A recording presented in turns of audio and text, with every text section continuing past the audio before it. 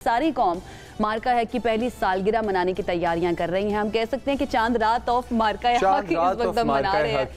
7 मई से ये शुरू हुआ था। एग्जैक्टली 7 मई से शुरू हुआ, 10 मई तक 4 रोज तक ये जंग जारी रही। इस जंग में पाकिस्तान ने भारत को ऐसी तारीखी और हम कह सकते हैं कि जिल्लत आमीज शिकस्त दी कि वो पूरी दुनिया में मुंह दिखाने के काबिल नहीं रहा था। चाहे वो मैदान जंग हो या फिर वो जंग का मैदान हो, मीडिया स्क्रीन के ऊपर, या फिर हमने 5th जनरेशन वॉरफेयर की जो बात की, साइकोलॉजिकल वॉरफेयर की बात की, वहां पर भी पाकिस्तान की तरफ से दिखाया गया।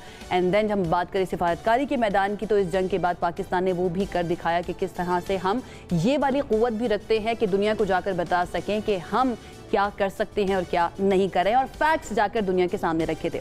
मजीद कुछ तबसरा लेते हैं, कुछ ज़रा याद करते हैं, पुरानी यादों में आपको लिए चलते हैं। हमारे साथ इस वक्त मौजूद हैं air commodore retired Khalid Chishti साहब। उनकी तरफ जाते हैं और खालिद चिश्ती साहब के साथ बात करने का आज इसलिए भी बहुत ज़्यादा मज़ा आएगा क्योंकि मुझे याद है लास्ट ईयर जब हम ट्रांसमिशंस कर रहे थे ना, जब आप यहाँ पर नहीं थे, तो चिश्ती साहब हमारे साथ मौजूद थे। वो अपने यूट्यूब के ऊपर भी फैक्ट्स बता रहे थे कि इस वक्त इंडिया क्या कर रहा है, पाकिस्तान क्या कर रहा है। देन वो यहाँ पर आकर स्क्रीन पर भी हमारे साथ मौजूद होते थे। अस्सलाम वालेकुम खालिद चिश्ती साहब, कैसे हैं आप?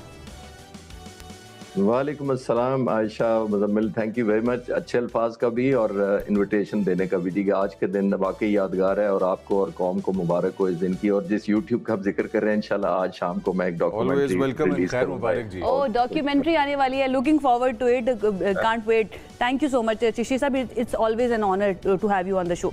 सबसे पहले तो ये जो नीड ऑफ रिडेम्पशन है इंडिया की तरफ से, जो हमने 1 साल हो चुका है तकरीबन, जो हमने उनको बताया था कि भाई स्टे इन योर लिमिट्स, वो नीड ऑफ रिडेम्पशन अभी भी बाकी है उसकी 1 साल मुकम्मल होने के बावजूद। Your thoughts?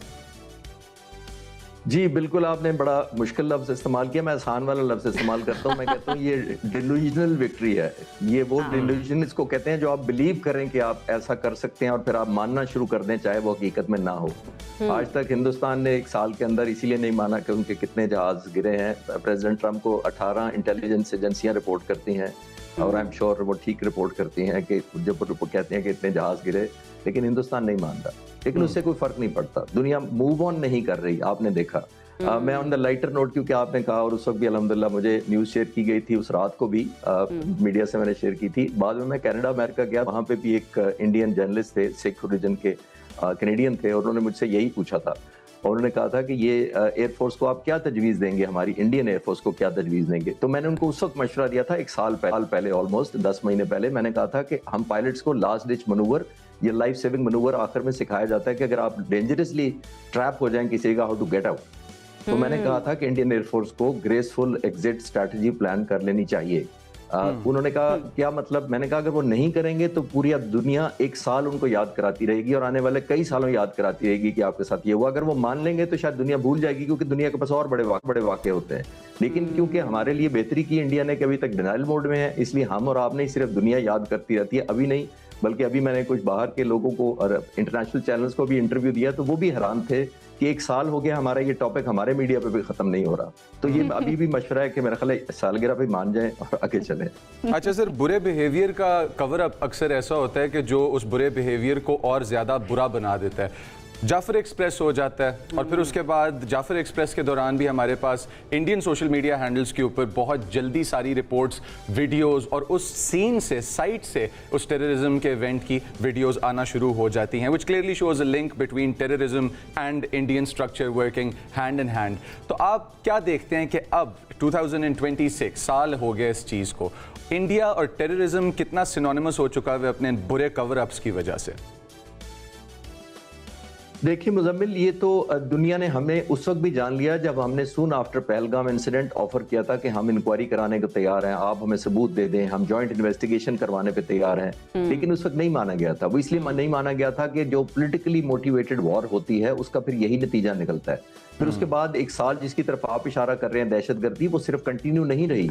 26 फरवरी 2026 को, इसी साल, प्राइम मिनिस्टर मोदी कहाँ थे? वो तेल अवीव में थे। 28 को हमला हो जाता है 48 घंटे के अंदर अमेरिका और इजराइल की तरफ से।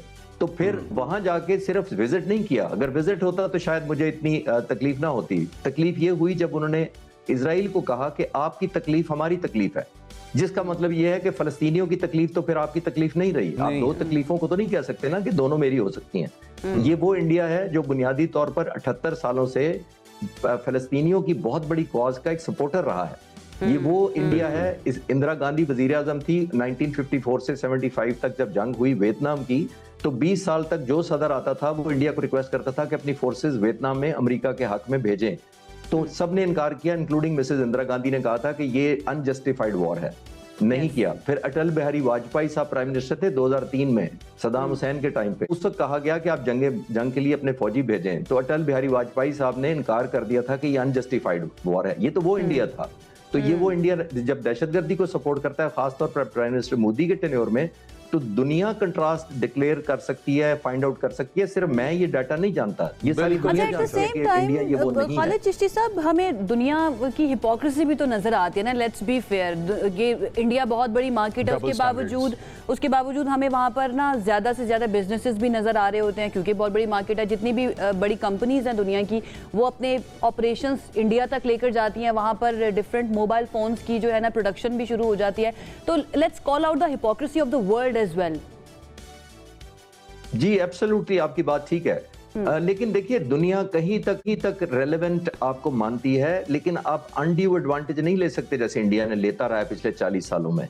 देख लिया आपने, रशिया से भी लेता रहा वेपन्स, रूस से भी लेता रहा, रशिया से भी लेता रहा, चाइना से भी लेता रहा, अमेरिका से खास तौर पर लेता रहा, इजराइल से लेता रहा, फ्रांस से लेता रहा। उसके बावजूद अब दुनिया को रियलाइज हो गया है कि इंडिया अपनी पोजीशन का, अपनी माइट का, अपनी बड़ी इकोनॉमी का, अपनी बड़ी पॉपुलेशन इंफ्रास्ट्रक्चर को कैपिटलाइज कराता रहा है। तो आई थिंक दुनिया रियलिज्म की तरफ जा रही है। लेकिन आपकी बात से अभी और भी उन्होंने राफेल ऑर्डर कर दिए हैं फ्रांस से, हालांकि राफेल्स उन्होंने गिरा भी दिए थे लास्ट ईयर, 6-0 भी हो गया था, लेकिन मजीद राफेल आप तक तो खबर पहुंच गई होगी। फ्रांस से 2-3 पायलट्स भी इंपोर्ट कर लें सर, मतलब हो सकता है। नहीं, पूरा पैकेज आउटसोर्स कर देना चाहिए उनको, उनके फ्लाइंग आउटसोर्स कर देना चाहिए। अच्छा सर, थोड़ा सा ना वापस जाते हैं कॉन्फ्लिक्ट के डेज की तरफ।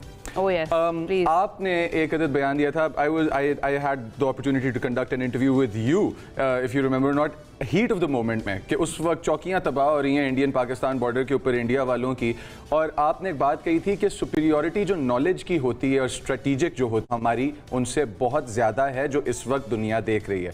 इसी लाइट में कहा यह गया कि नेवी को करीब किया जाए बॉर्डर्स के। जो 2-3 जोकर्स उनकी स्क्रीन पे आपको नजर आते हैं छलांगे मारते हुए और अजीब व गरीब हरकतें करते हुए, उन्होंने कहा कि हम लोग अगर अपनी नेवी को करीब करें और वहां से हम लोग मिसाइल लॉन्च करें, और पाकिस्तान को वो एक थ्योरेटिकल एक प्लान बना रहे थे, तो उनकी नेवी करीब क्यों नहीं आई? ज़रा हमारे जो देखने वाले हैं, इस ईद को सेलिब्रेट करने वाले हैं, उन तक ये पहुँचाएँ कि उनकी नेवी फिर आखिर करीब आई क्यों नहीं?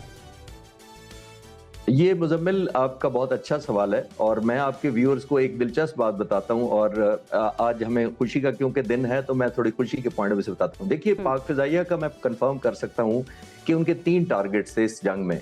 एक हवा में था, एक जमीन पर था, और एक समंदर में था। हवा में था राफेल, उसका आपने देख लिया क्या हुआ।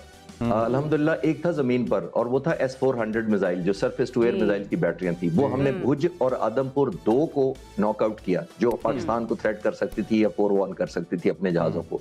ये दूसरा टारगेट था।